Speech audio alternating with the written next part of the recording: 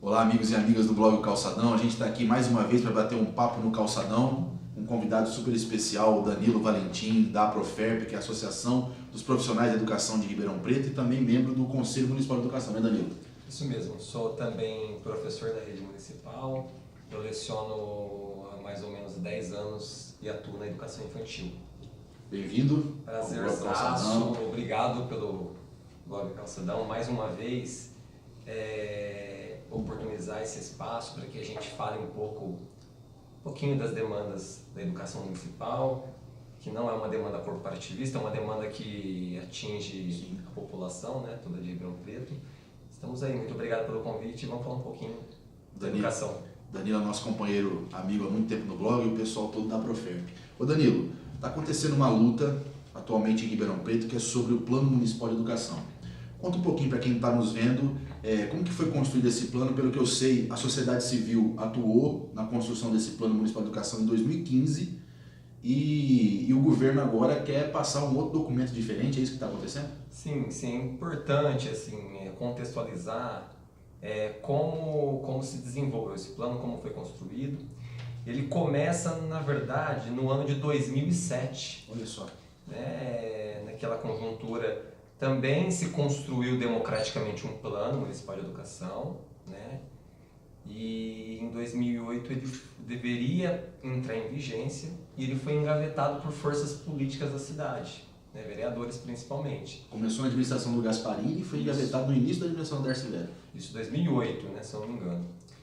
E aí em 2014, com o Plano Nacional de Educação, ele obriga os municípios a realizar audiências públicas para construir um novo plano, né? Já atualizado com as novas legislações. Sim. E o executivo foi obrigado, na verdade, não foi nem por vontade própria, ele por lei, força de lei, né, o PNE, e a constituir essas audiências. Foram 5 audiências, foram audiências de certa forma disputadas, porque haviam forças políticas, né, forças conservadoras, forças progressistas, e daquelas 5 audiências resultou um plano municipal de educação que nós consideramos, para a conjuntura, avançado. Sim. Esse plano tinha um prazo tinha que sair dessas audiências e para o executivo. O executivo tinha duas prerrogativas legais que ele podia fazer naquele momento, que era fazer um estudo de impacto orçamentário e um estudo de ordem legal, se o plano tinha alguma irregularidade nesse sentido em relação às legislações. Eram essas duas perspectivas. Já naquele momento, que era a gestão da Darcy Vera, ela cometeu um erro de desrespeitar a lei. Ela nomeou uma nova comissão, cumprindo parte da lei, que é um grupo, né, uma equipe que fez uma análise orçamentária. Na verdade, diz que fez, mas ninguém viu esses estudos, esses dados, né? Na verdade, esses estudos eles se resumiam a dizer que o plano era inviável.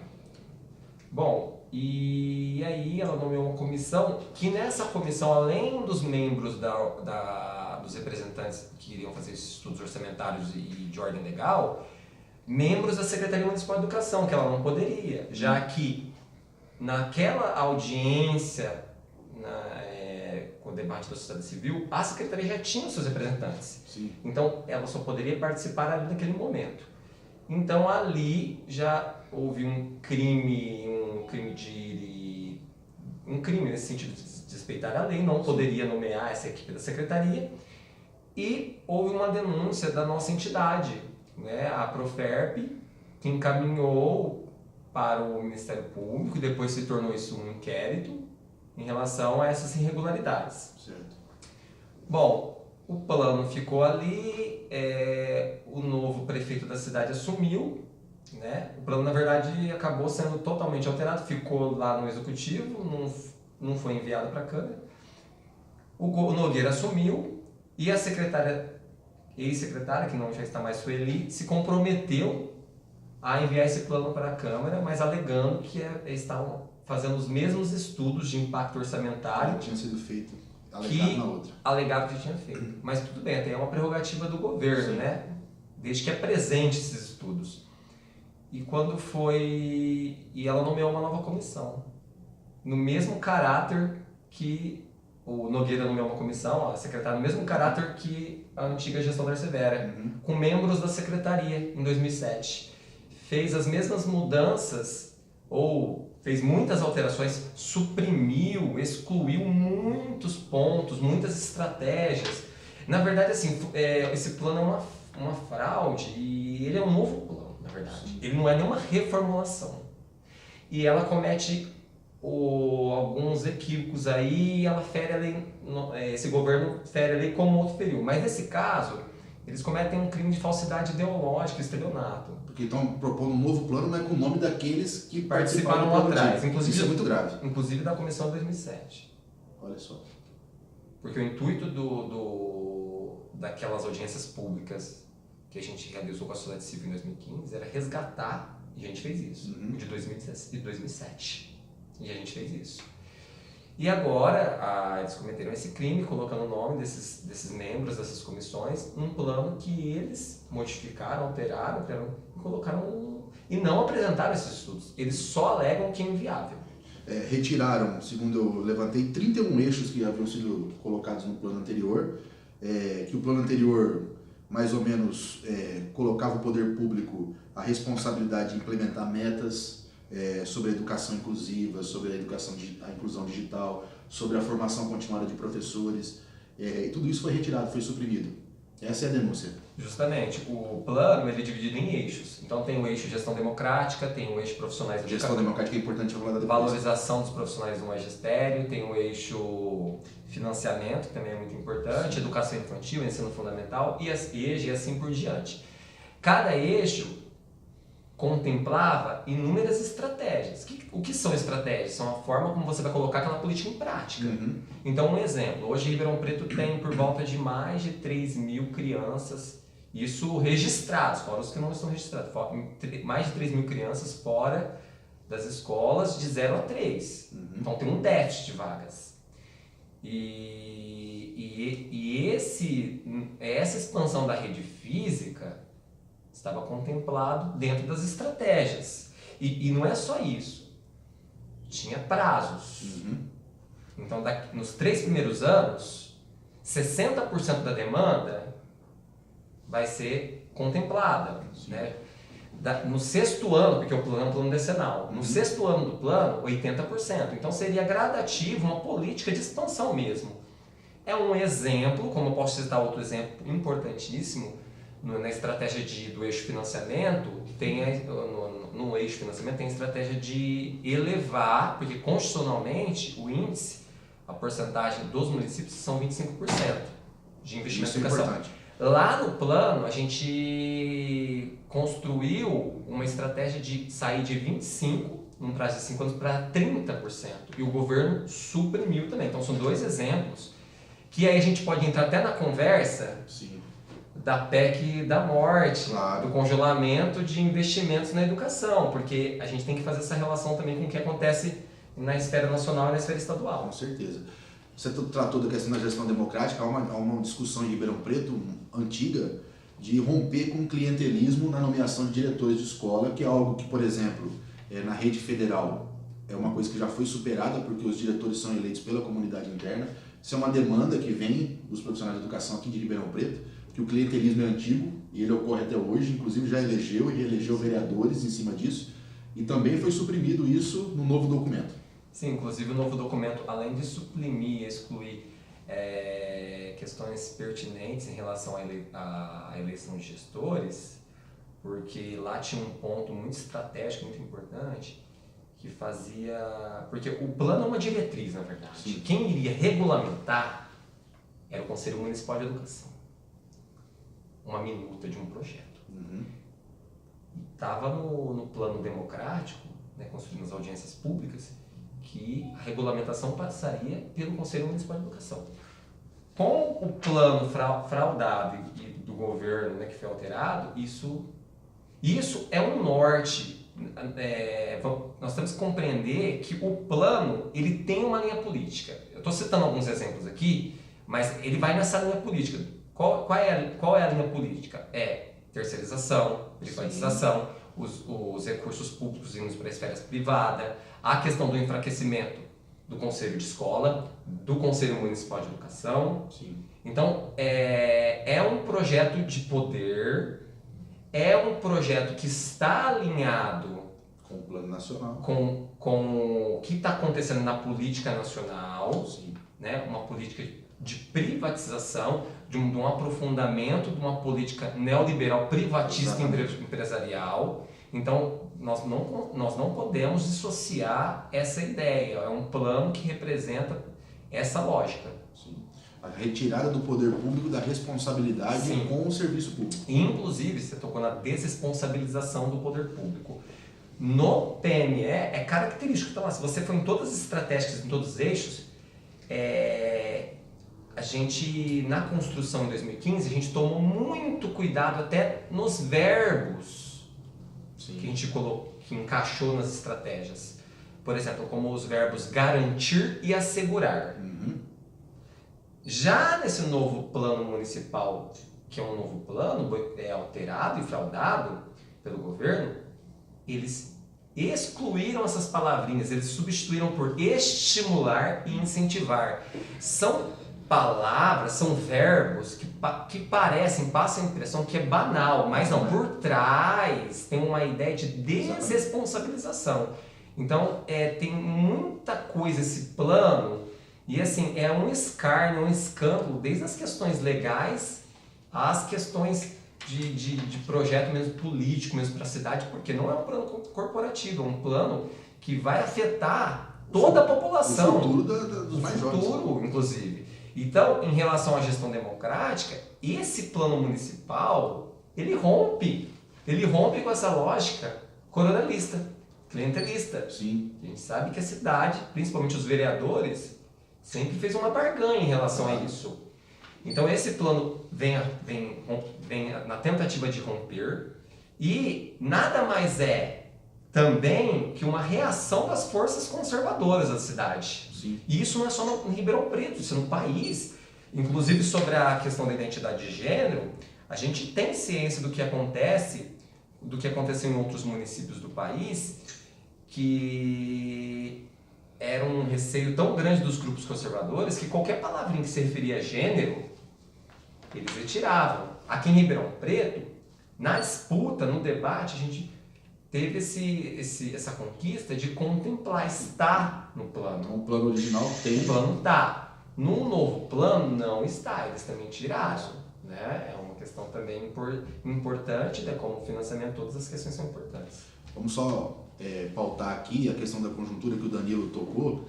2016 houve um golpe nesse país, uma farsa do impeachment que retirou um governo eleito e colocou esse agora que está implantando um projeto chamado Ponte para o Futuro, que é um projeto neoliberal, como você citou, que tem, em nível nacional, pautado essas questões de privatização, terceirização, retirada do poder público da responsabilidade em financiar os serviços públicos, ataque ao servidor, que é o que está acontecendo aqui em Ribeirão Preto. E aí o prefeito vota a favor do impeachment, se elege e vem para Ribeirão Preto e apoia uma coisa que é dramática para o Brasil, que é o congelamento dos orçamentos públicos por 20 anos.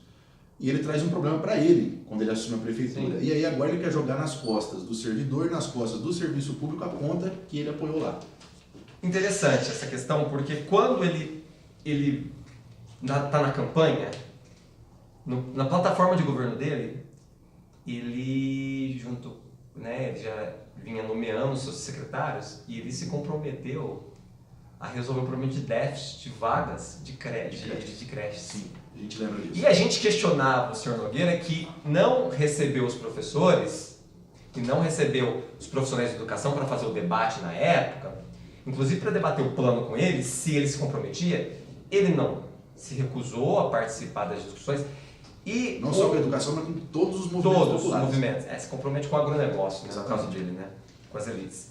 No caso ali, se você pegar o programa de governo dele, era um dos eixos que ele contemplava, aliás, um dos poucos, era sanar essa questão. Sim. Mas a gente questionava o seguinte, mas como você está colocando que vai solucionar e vai resolver essa questão do déficit de vagas se você, enquanto deputado, votou pelo congelamento dos investimentos na educação e na saúde e nas redes sociais? Esse era um ponto. Um outro ponto, e aí era uma contradição tão grande que ele não respondia, né? Não ia para os debates. A então, resposta está agora. A resposta está aí. Obviamente, as escolas estão... É uma política de sucateamento, precarização, Sim. de retirada de direito, de cortes. Mais uma vez, a gente está falando de uma política nacional, não tem nada dissociado não, está tudo junto e misturado. Ele também participou, e o partido dele votou junto, o partido dele, assim, 100%, nas questões das reformas trabalhistas, Exatamente. que hoje está já atingindo o município. Por quê? Porque o regime de contratação já está sendo baseado nisso. Né? Como a ideia do professor horista, que a gente barrou, mas que acaba acontecendo na prática, a gente sabe disso, né? E a questão também da reforma da Previdência, que por enquanto não foi adiante, mas o partido dele também, ele apoia a reforma da Previdência. E sem falar também que ele apoia o senhor, ele é apadrinhado do Alckmin, e ele também apoia o Temer. Então, assim, não é uma surpresa, na verdade, só uma constatação da gente ver um avanço dessa agenda. Exatamente.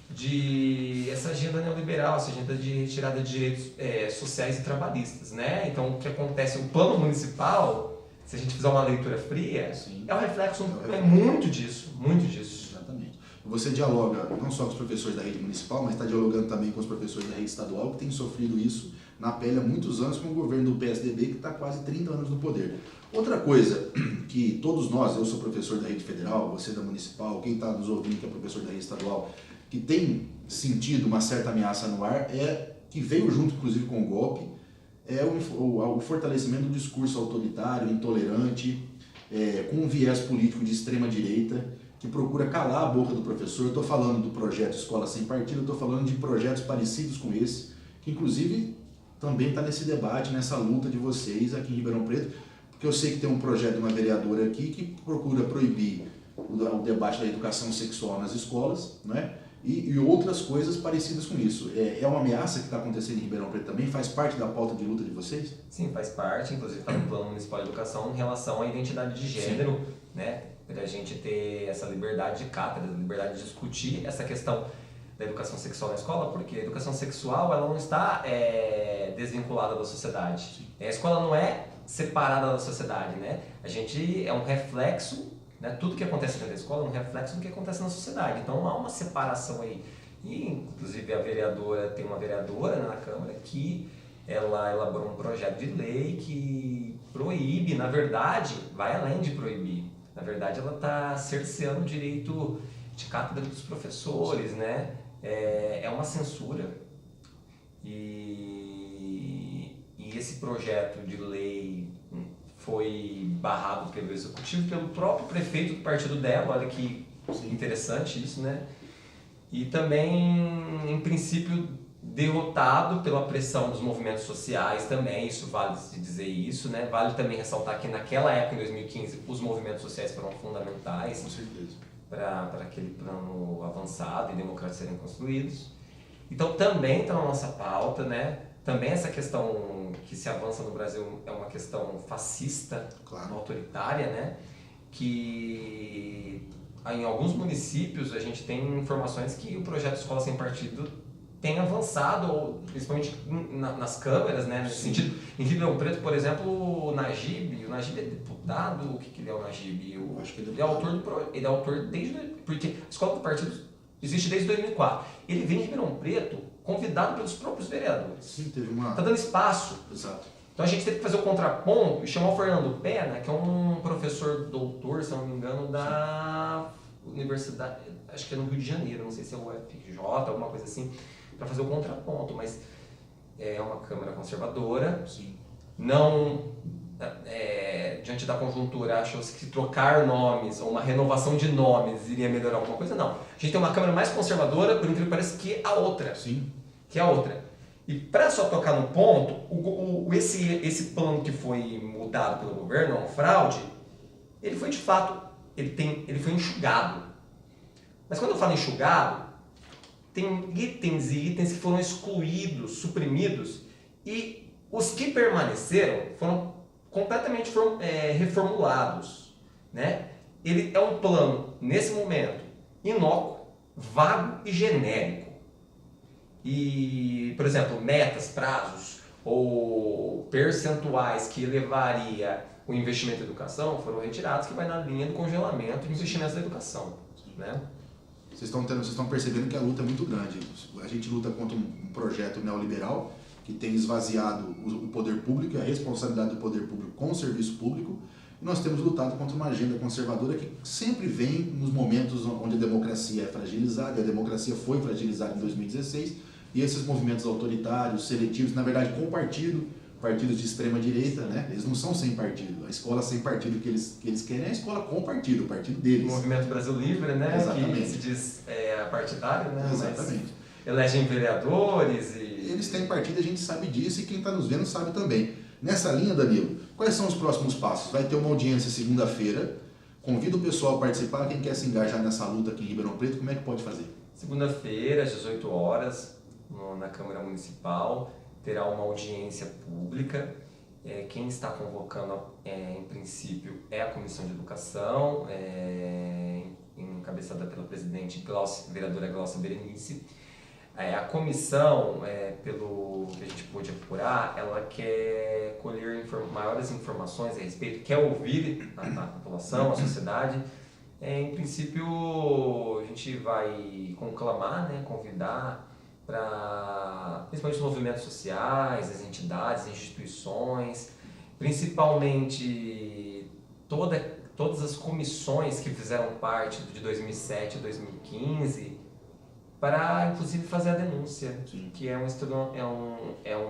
falsidade ideológica e um estelionato. Isso temos que estar lá para denunciar para os vereadores, para que os vereadores registrem isso e para que os vereadores se posicionem, porque o papel de um legislativo é, acima de tudo, fiscalizar este governo que fraudou e criou uma falsidade ideológica num plano muito importante para o nosso município. Então, os vereadores terão que se posicionar. Isso é muito sério o que está acontecendo. E é uma política que impactará não só 10 anos, mas 20, 30 anos o município, né? E é muito importante. Eu acho que ela vem para romper, um divisor de águas, principalmente essa questão de gestão democrática. Sim. Né? Sim. Se você quer se engajar na luta, a gente vai colocar aqui os endereços na rede social da Profep, para você ver o que eles estão pensando e para você poder participar e se engajar nessa luta, que eu tenho certeza que é uma luta de todos nós. Sem dúvida. Ô Danilo, a Profep está de portas abertas aqui, você sabe disso, você e os companheiros lá. Qualquer coisa que precisar falar para os companheiros e companheiras aqui do blog e quem está nos ouvindo, é só falar. Eu falo em nome da Profep, muito obrigado, queria agradecer o espaço. Eu tenho conhecimento do trabalho do Felipe, do seu trabalho, dos demais membros que eu tive o prazer de conhecer, conheço de perto, né? Dos movimentos, da luta pela democracia, já participamos, tivemos em quase todas as lutas juntos, ou em todas, né? Sim.